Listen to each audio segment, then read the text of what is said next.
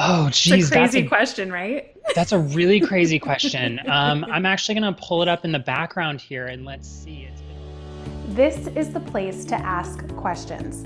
This is the place to take notes. This is the place to learn strategy. Welcome to the Visible Entrepreneur Podcast. I'm your host, Michelle Lewis, and this is the podcast you'll love listening to week after week.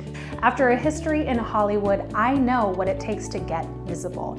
And as an entrepreneur, you don't have to keep feeling frustrated and trapped, not able to get yourself out there. Myself, my guests, and even my family are here to lift you up, guide you, and give you powerful ideas so that you can get your unique voice into the online space. Ready? Let's do it. And action. Hey everyone, welcome back to the Visible Entrepreneur Podcast. Today is about Facebook, specifically Facebook ads, and I could think of no one better than Zach SPUCKLER to come on and talk to us. So hey Zach, how you doing? I'm doing great. Thanks so much for having me. So Zach is brilliant. I literally have had 3 other people on my show today and was saying that I was interviewing him and they were like, oh my gosh, he's amazing. So this is going to be a really exciting episode. Zach is the founder of Heart, Soul, and Hustle, and he hosts a podcast by the same name, fellow podcaster, woohoo.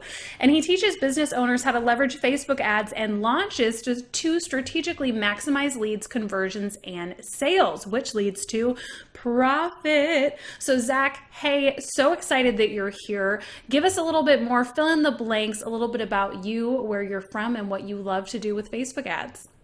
Yeah, so as you said, my name is Zach, and we work with digital-based businesses to help them kind of blow up their reach and build their email lists and that sort of thing. But my passion for online marketing started maybe 7 to 10 years ago when I was first just studying internet marketing in my free time. And I've done everything that you can imagine from I flipped a couple of websites. I've done affiliate marketing through Amazon.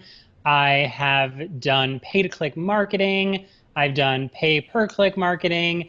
I've tried it all over the last several years, and I've done it through different avenues. I actually used to run a vegan food blog, and what I found was the common thread through all of this stuff was that I was just fascinated by the marketing side of things. And so I really started to develop my marketing acumen, if you will, by just studying what was working.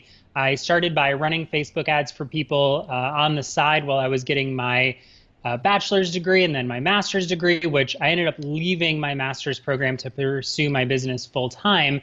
And over time, it's just developed into the Heart, Soul, and Hustle brand, where we've got a podcast and a blog, and we just help people build their businesses. Awesome. So people that are listening to this hear Facebook ads and they're like, it can be such a scary topic because you're actually having to deal with marketing and conversions and ratios and blah. And I know that for me, it's been a little bit nerve-wracking too, starting to get the hang of it. But what would you say for the people right now who are terrified to come out of the hole and start working with Facebook ads? Yeah, the biggest thing with Facebook ads is I like to tell people, you have to treat your business like a business, and smart businesses advertise. And so it can be a little daunting. There's no doubt about it. At some point, you will blow money that you didn't want to blow on Facebook ads.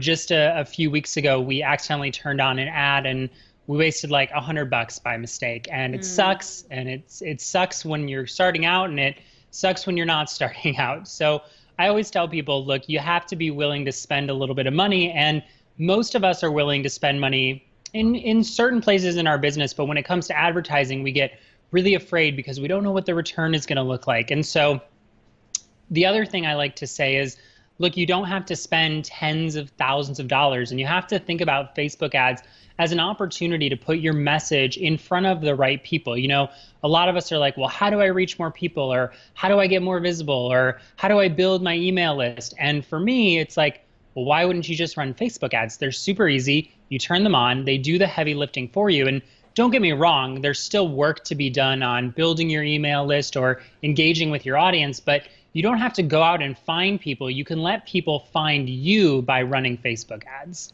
Absolutely. So just because Zach and we have met on this show, we don't have a long history together. So I want to pick your brain a little bit because what I've learned over the past couple of years, what everyone's teaching is, okay, start your ad, target the US, target Canada, target Australia, target Great Britain.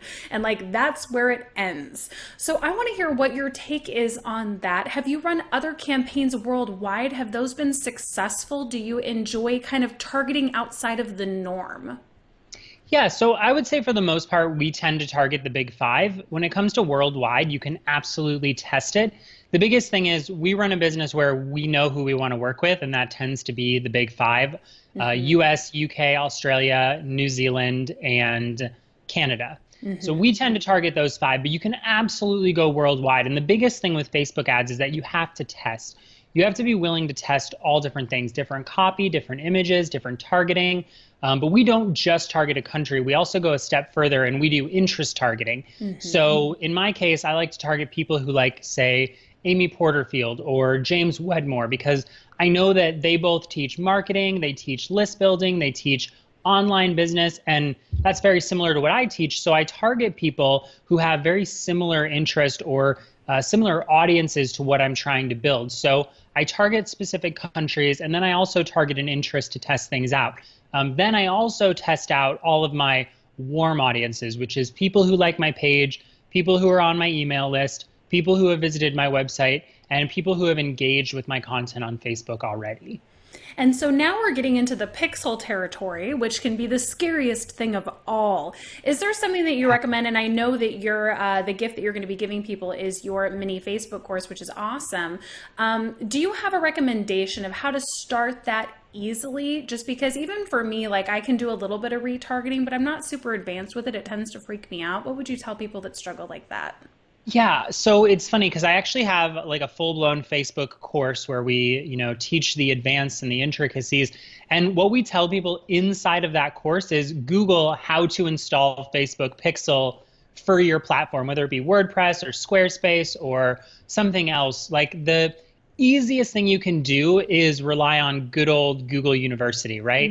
And it's funny because people are always like, I don't get the pixel, I don't get the pixel, I don't get the pixel. And, don't get me wrong, there's intricacies. It's not like that's the extent of what we teach on the pixel. But installing it is the hardest part for most people. And it's literally a quick Google search away. So I recommend that you do a quick Google search for how to install Facebook Pixel. Most of what's going to come up is YouTube videos. Watch one. It'll walk you through the installation process.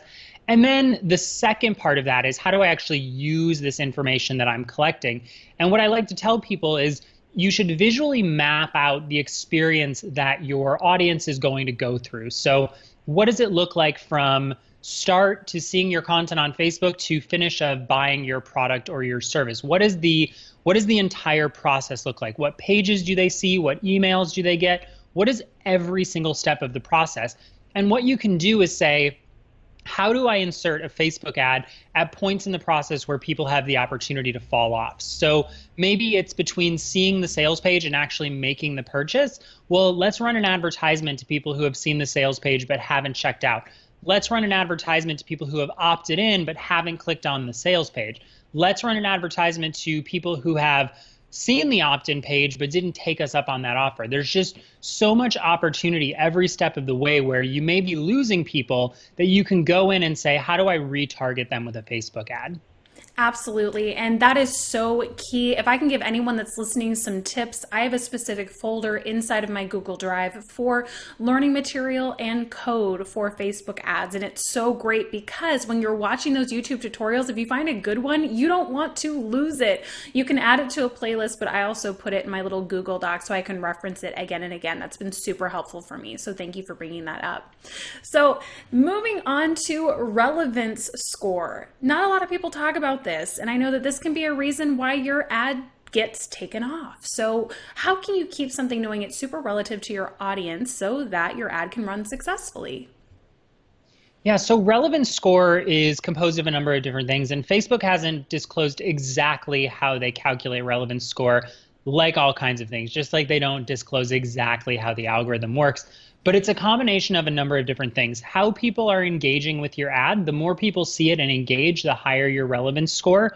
The more people actually click on that little arrow and click hide this ad, the lower your relevance score will go. The more people who actually click on and go through the ad process and convert, the higher your relevance score. So really, it's ironic because a higher relevance score happens when you have a successful ad, just like having a lower relevance score gives you a less successful ad. So it's kind of like, what comes first, the chicken or the egg? And relevance score is just a way to gauge, are you creating engaging content? So you want to ask yourself, have I created content that's really engaging, and have I targeted it to the right people? Now, the flip side to this is I don't like to put all my eggs in the basket of relevance score, because I have had ads where I have a lower relevance score, say 4, 5, 6 out of 10, and my ad is still performing really, really well. So, you can't rely solely on relevance score, but it's a metric to tell you, have you created an ad that's engaging and getting results? And if it's not, over time, Facebook is kind of going to start to throttle that ad in various ways, and it's going to start to get more expensive. So you want to have a good relevance score. But again, that comes down to having good copy, good images, and actually getting people to engage with your advertisement. Beautiful. So Zach, what are some of the favorite ads that you've run? Give us some little details of why you loved running that ad and what some of the really successful features of that ad were. Yeah, one of the most successful ads that we've ever run, we actually used to build up engagement and build our page. And we ended up reaching about 500,000 people with it, which was really cool. Yeah. And all it was a piece of content, an inspirational kind of quote over top of a picture of me, and it linked back to my podcast.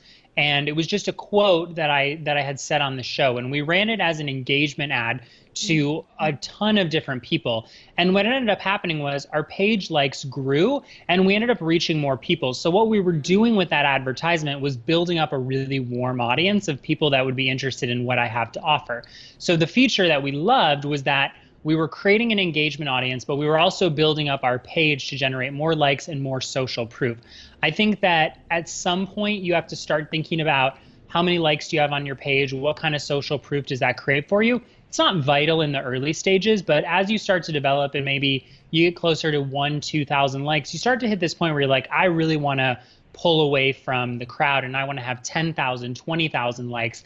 And that just helps you with your credibility. So it was a real credibility builder and a real engagement builder. And so we absolutely loved running that ad.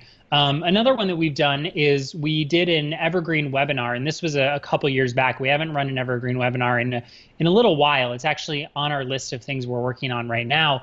But we ran an advertisement for an evergreen webinar, and what we loved about that was, and it just as a side note, it doesn't have to be an evergreen webinar. It just so happens that what we did, but we used an advertisement to get people to sign up to our email list. And once they did, they went through a series of actions or emails, in this case, an automated webinar. We also have the Facebook ads mini course.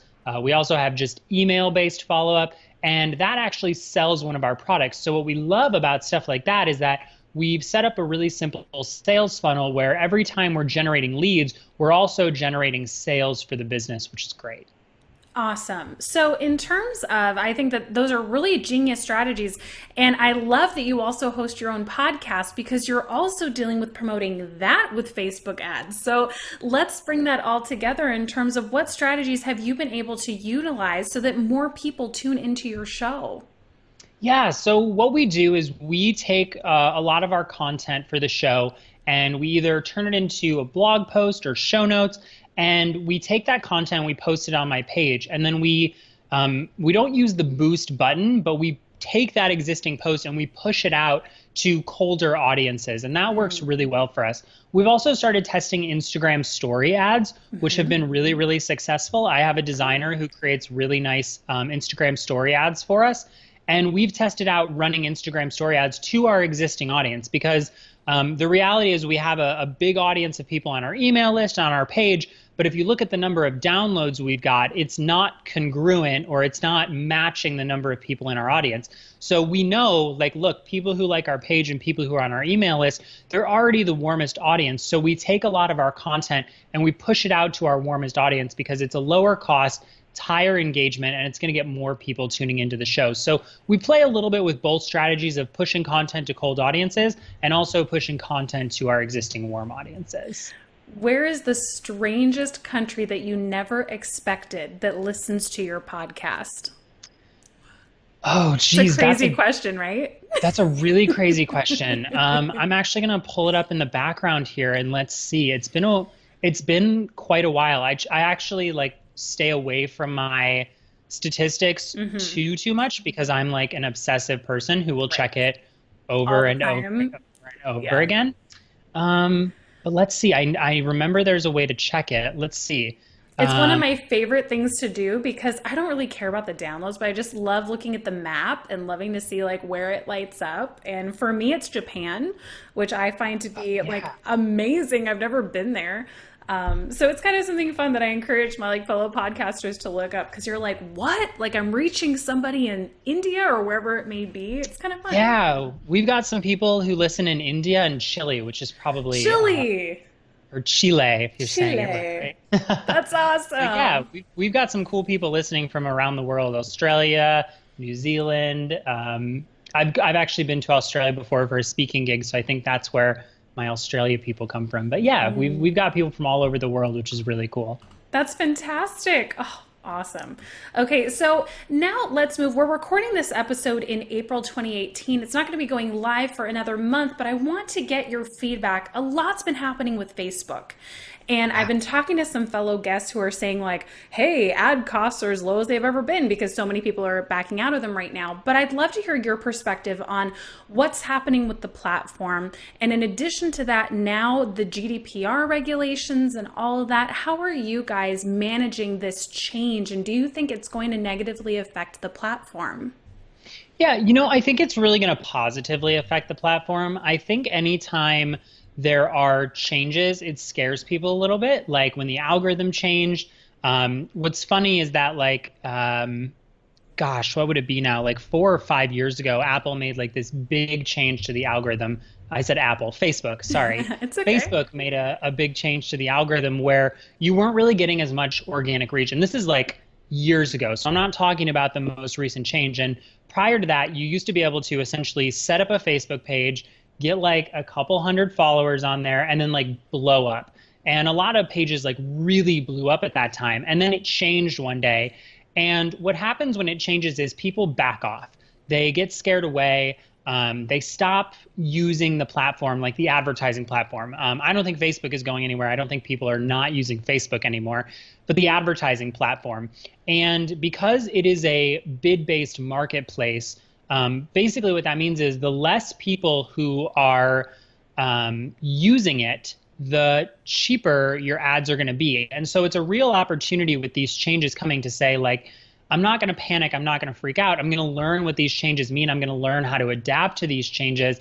And because of that, I will be at the forefront and I'll be getting lower lead costs. I actually have a friend right now who's getting like really insane lead costs because they do seem like they're cheaper and they were climbing and climbing and climbing. And now all of a sudden they're not climbing as much. So, it's just a really good opportunity to play around. But that's a really important thing to kind of remember, like a sub point, if you will, is like knowing your numbers is huge so that regardless of what's happening with the platform, if you know what you can afford to spend on a lead or what a lead costs you, then the changes to the platform are kind of secondary. Yeah, they matter. Yeah, you have to be in tune with them, but you don't have to stress over them because you know your numbers and you know what you're working with. And I think a really good point that can come out of that as well is not giving into sudden fear, which can be applicable in so many ways. But, we see these changes happening and we see, Mark Zuckerberg having to go before the government. It's terrifying. And oh my gosh, everything's going to fail. And instead going, you know what? I'm not going to give in to what this false reality is. Like, it doesn't necessarily mean that something horrible is going to happen. And if it does, you move to a different platform, getting used to this ebb and flow of finding people where they're at. So I love how calm and collected you were about that. Like, well, just, utilize what you have. Like, it seems very straightforward, but a lot of people really struggle with that. Yeah. Yeah, absolutely. And it's a skill that you develop over time to not panic as much. And I would be lying if I said there aren't days where I'm like, oh my gosh, what is happening with Facebook? But for the most part, you have to remember, like, it's not the end of the world. It's not going to disappear tomorrow. Facebook is a lot bigger than just Mark Zuckerberg. They have shareholders and they're a public company. And I think they're a public company, right? I'm pretty confident about I think that. so. Yeah. Yeah, I think right? that changed a little while ago. Yeah. Just changed recently, so that's Yeah. why. Double check that fact. But anyway, they have shareholders. They have more than just Mark Zuckerberg that's like leading the charge. So just realize that you can't freak out about everything. You have to be like really level-headed, and again, knowing your numbers helps with that.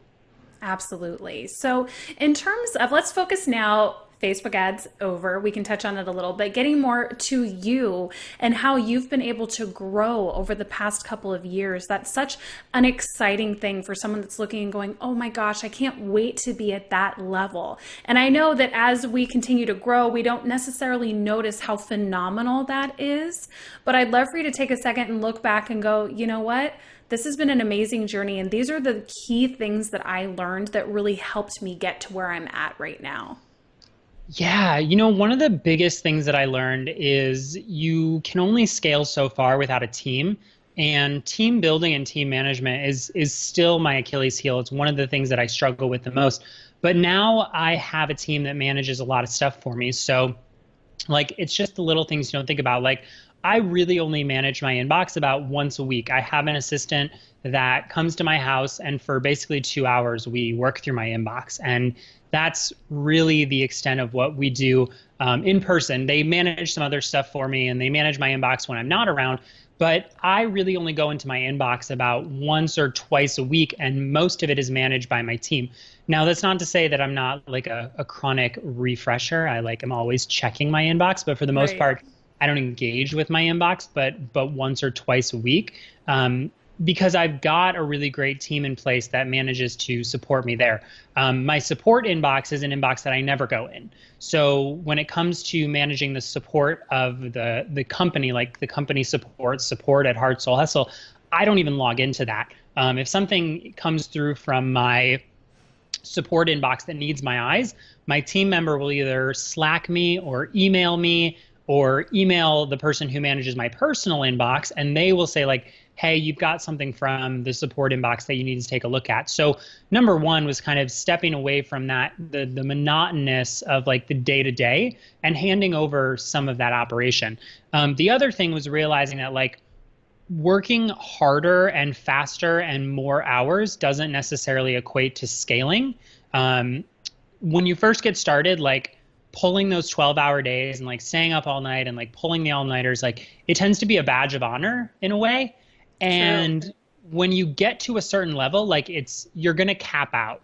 And I had a really great mentor who kind of encouraged me, was like, look, the difference between 6 figures and 7 figures, which I haven't done 7 figures in it yet, full transparency, but something that a mentor kind of instilled in me is it's mostly mindset. You're not going to like learn these fancy strategies. It's not like one day you're going to wake up and be like, oh my gosh, this was the secret Facebook ad that changed everything.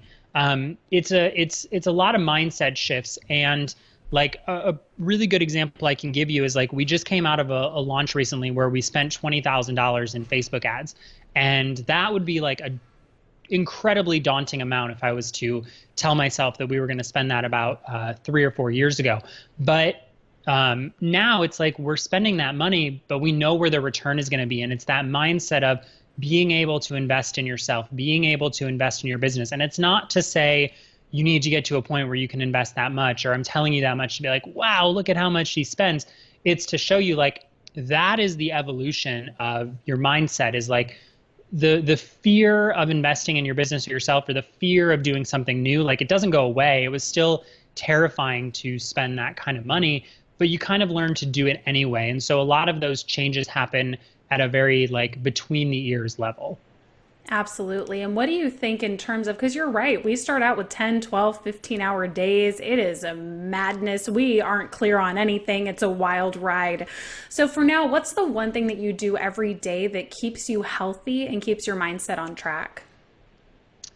That's a good one. So I'm kind of in a season right now where I've been taking a little bit of time off. So to be completely honest, I'm slacking a little bit.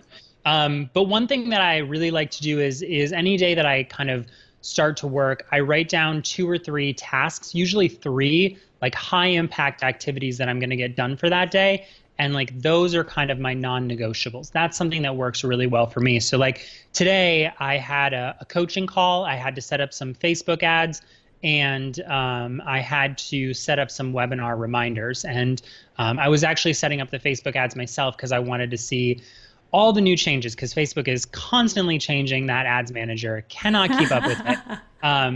But I wanted to see some of the new changes. So for me, running Facebook ads, setting up a webinar, and what was the other one I wrote down? Oh, and having a coaching call. Those are all high impact activities for my business.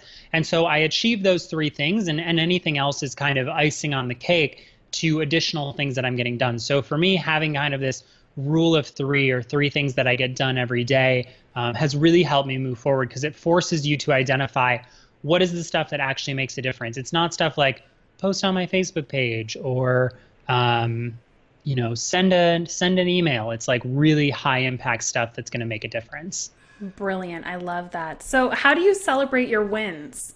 I assume you had a big launch. You said you spent $20,000 on ads and you had a great return. So do you step back and celebrate? And if so, how?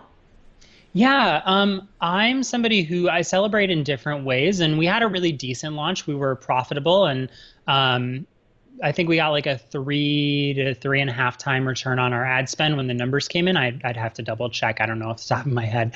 But we did pretty good with the launch, and I was pretty happy with it. So I actually bought myself a spin bike for my house, because I always wanted a spin bike, and that's what I did. Sometimes I do other little stuff, like I'll go get a massage, or I'll take a day off. But I do like to celebrate my wins, usually by getting myself a little something that normally I wouldn't splurge on. And so, yeah, that's kind of how I celebrate. Like my first ever successful launch, I went out and I bought an iMac, and that was like really cool. So I do stuff like that for myself, just to kind of celebrate the wins. And this wasn't our biggest launch ever. I was actually like a little disappointed. We haven't talked too much about it on the show yet. But even though it wasn't my biggest launch ever, I still went out and celebrated a little bit, because, it was a successful launch on paper. We did really well. And it's important to celebrate stuff like that. It is. And I'm really glad that you are being transparent, because you're going to have launches that are amazing, incredible, and you're riding on the clouds, and then other ones that are like, oh, it was okay. But so key that I read this quote the other day, and it said, disappointments are guaranteed, but discouragement is a choice. And I think that's so key for our industry, because yeah, you're going to have things that fail. It's a guarantee. You're an entrepreneur. So most likely if you got here, you've had like 3 or 4 careers that have been awful. So I think that that's so key. And I love your mindset around that. So getting back to just a real quick question with Facebook ads, someone's listening, they're ready to start their first ad, but they're like, okay, I'm starting from the beginning. What is your recommended ad that would be, like a lead generator to build a list? Yeah, so an ad for conversions, a static image, and driving them to a landing page where they can opt into something. Now, there's lots of talk in the Facebook community right now, or the Facebook ad space, that's like those ads aren't as effective as they used to be. And I agree with that. But if you're just getting started, that's the way to go. The fastest, quickest, easiest way to build your email list is to give away something for free and drive people to it with Facebook ads.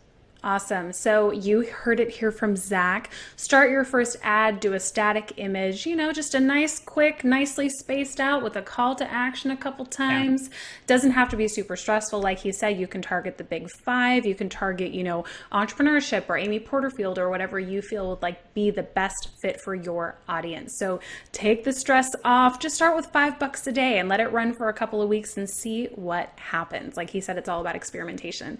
So awesome. Well, Zach, I've loved having you on the show. Before we leave, if people want to connect with you, what are you offering to our audience today?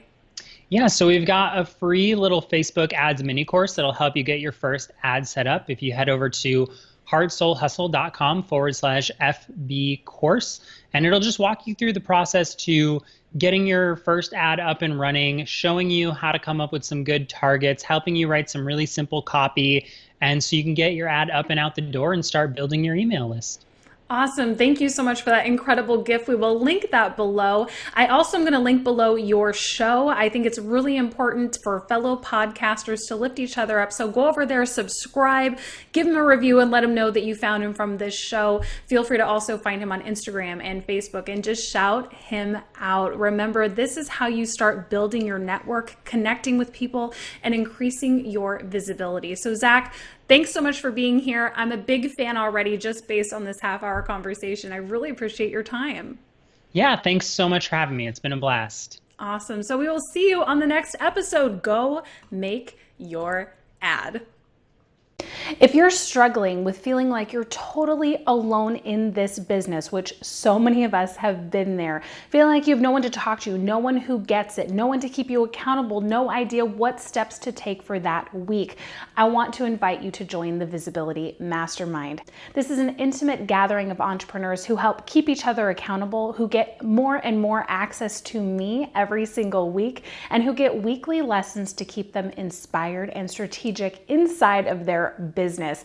I have seen our students do incredible things, including getting able to take over Camping World's Facebook page for a day, launching their course, running a successful ad, getting featured in places they never thought they would because of being a part of the Visibility Mastermind. So if this feels like a good fit for you, be sure to join right now at visibilitymastermind.com. I hope you loved this episode as much as I did. Now we're all about building a tribe here at The Visible Entrepreneur, so be sure to subscribe, leave a 5-star review, and then head on over to the Facebook group. It's a great place where you can practice your video, live stream, and really enjoy the community that we have built. In the meantime, I'll see you in the next episode. Now get out there and get more visible. That's a wrap.